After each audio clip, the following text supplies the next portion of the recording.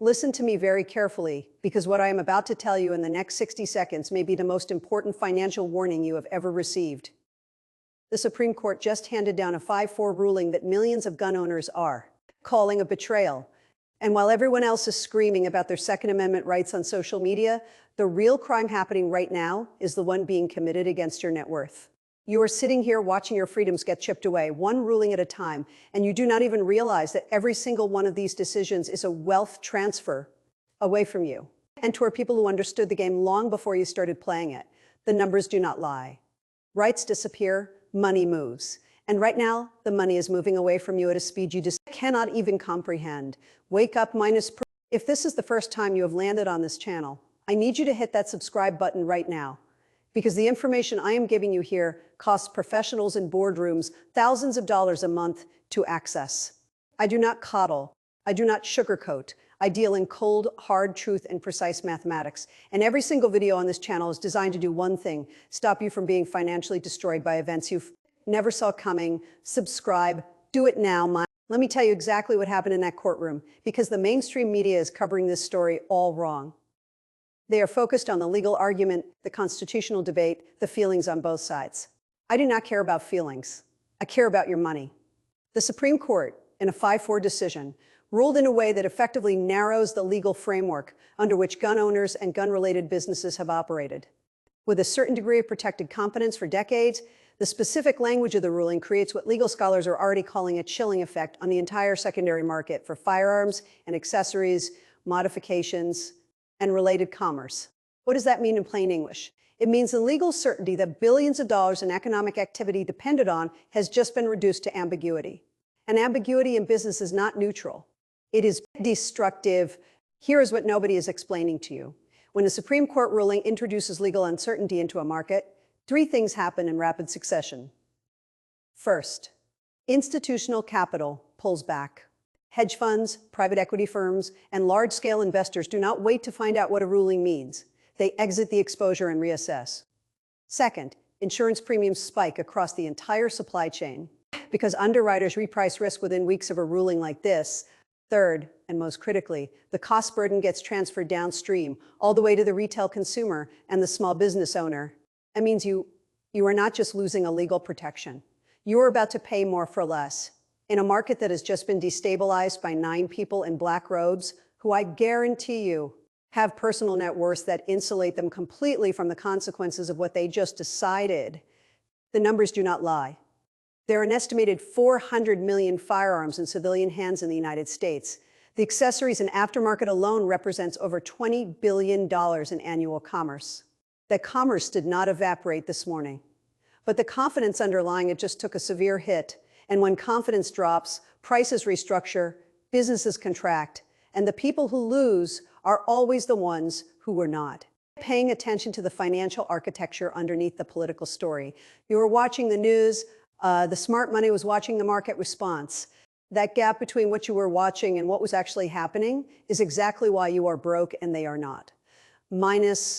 I want to talk about the $70 billion firearms and defense-related consumer market in this country, because I need you to understand the scale of what just shifted. This is not a niche industry. This is one of the most economically significant consumer sectors in the United States. And it is one that you, average gun owner, average conservative, average American who thinks of yourself as the backbone of this country, have almost certainly been participating in as a consumer rather than as an investor.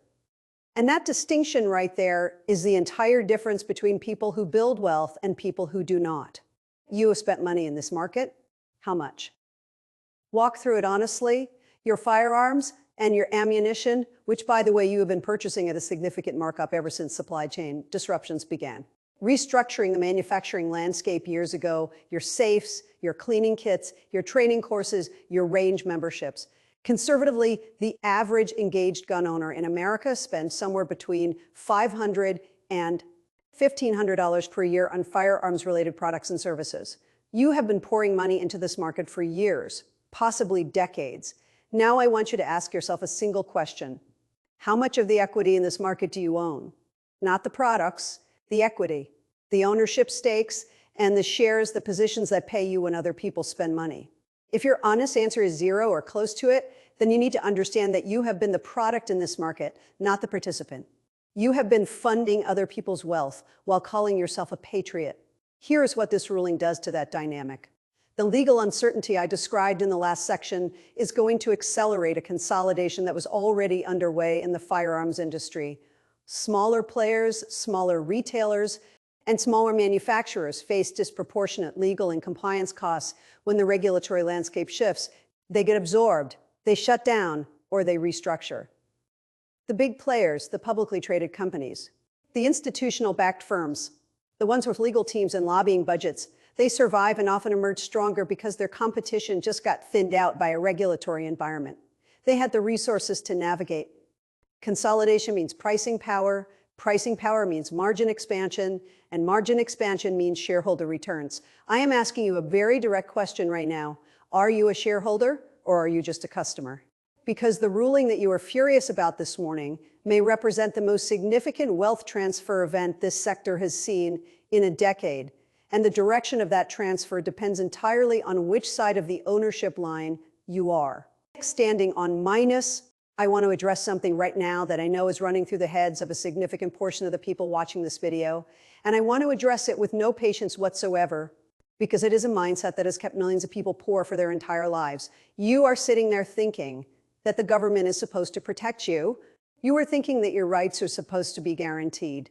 You are thinking that if you vote correctly, support the right politicians, and stay politically engaged, that someone in Washington is going to look out for your financial interests. I need you to stop thinking that, not because it is politically incorrect, but because it is financially catastrophic and the evidence is overwhelming.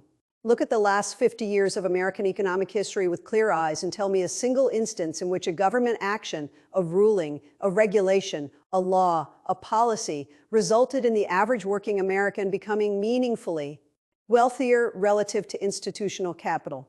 I am not talking about GDP. I am not talking about stock market averages that are weighted toward the largest companies. I am talking about the actual financial condition of the median American.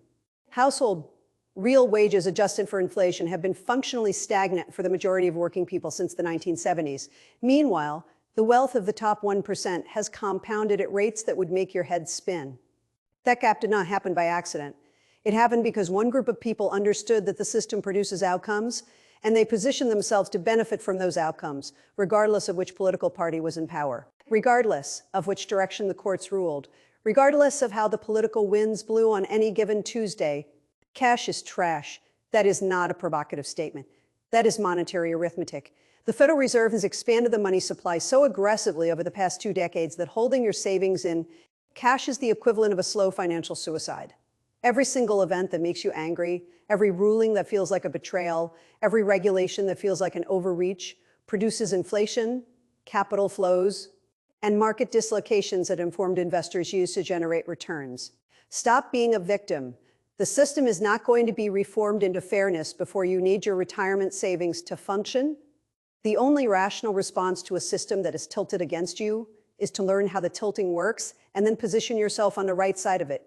Minus. Now I'm going to give you the mathematical framework, and I need you to pay attention, because this is the part that separates the people who walk away from this video with a plan from the people who walk away still just angry. The numbers do not lie, and I'm going to give them to you straight. First principle, every major legal or regulatory disruption in a market creates a 3-phase economic response. Phase 1 is the panic phase, typically 0 to 90 days, during which the immediate reaction causes overpricing of risk and smart money sells into the fear. Phase 2 is the reassessment phase, typically 3 to 12 months, during which the actual legal and operational impact becomes clearer and capital begins repositioning toward the survivors and the consolidators.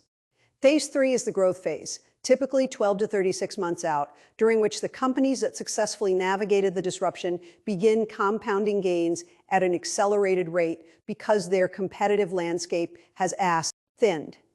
If you are watching this video within the first 30 days of this ruling, you are at the very beginning of Phase 1, and that means you have a window. Second principle, sector disruption creates opportunity in adjacent markets simultaneously.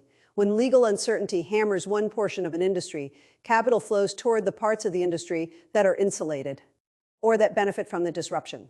In this case, that means legal services firms specializing in firearms regulation, which just saw their addressable market expand overnight. It means compliance infrastructure businesses. It means companies that manufacture and distribute products on the legal side of wherever the new regulatory line gets drawn. Because those companies just lost their most aggressive competitors. I'm not going to name specific tickers on this channel for legal reasons, but I am going to tell you the categories, and you can do the research. Third principle, and this is the one most people ignore. Your investment allocation is a statement about your beliefs. If you believe this ruling represents a long-term contraction of the firearms market, you should be short or neutral on that sector. If you believe, as I do, that the American consumer's appetite for firearms and related products is largely inelastic to legal disruption, that the demand does not go away, it just restructures. And then the question is not whether to be in this market, but how to be positioned for the restructuring. A minimum allocation of 5% of your investable assets into the companies that will survive and consolidate this sector is a defensible mathematical position. More aggressive investors might argue for 10. The number matters less than the logic. Let me tell you what winners are actually doing right now. While the people who are going to remain financially mediocre spend the next 3 weeks posting about this ruling on social media and feeling increasingly powerless. Because I've seen this pattern repeat itself with extraordinary consistency across every major market disruption of the last 3 decades, and the behavioral gap between the people who come out ahead and the people who do not is not about intelligence, it is not about education, and it is absolutely not about fairness. It is about whether you treat disruption as a grievance or as information. The winners right now are doing 4 things. They're reading the actual text of the ruling, not the media summaries of the ruling, because the media, regardless of political orientation, is in the business of generating emotional response, not financial clarity. The actual legal text tells you specifically which activities, which products, and which commercial structures are affected. And that specificity is your map. You are broke in part because you have been consuming the emotional summary instead of the operational detail. And the second thing winners are doing right now is updating their watch lists. They identified the key publicly traded players in this sector months or years ago. They have been watching price action and fundamentals, and a ruling like this is not a crisis for them. It is a data point that either confirms or revises their thesis. Third, winners are talking to other people who think in terms of ownership rather than consumption, because your peer group has an enormous impact on your financial behavior.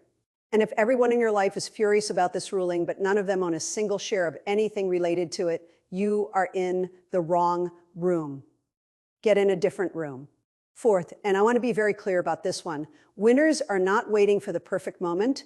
You are broke in significant part because you believe that there will be a moment of clarity, a moment when everything lines up, when the news is good, when the political environment is stable, when you feel confident. That moment does not exist. The market does not wait for your comfort. Wealth is built by people who make informed, calculated decisions under conditions of uncertainty, because uncertainty is the permanent condition of reality. I do not care about your feelings about this ruling. I care about what you are going to do with the next 30 days. Because 30 days from now, phase 1 will be closing. And the people who moved during phase 1 will be positioned for phase 2. And the people who spent 30 days being angry will still be exactly where they are right now. So here is where we end. And I'm going to make this very simple for you. You came to this video today because something made you angry. A ruling, a betrayal, a feeling that the system is stacked against you. And I am here to tell you that your anger is not wrong, but it is useless unless it becomes a decision. You are either going to be a winner or you are going to be a loser. And the only thing that determines which one you are is whether you treat this moment as a reason to feel victimized or as a reason to get informed, get positioned, and get moving. The numbers do not lie. The market does not care about your feelings. The people profiting from this ruling right now are not the ones who are angriest about it. Subscribe to this channel, watch the next video, and for the love of everything that matters to your financial future, stop being a consumer and start being an owner.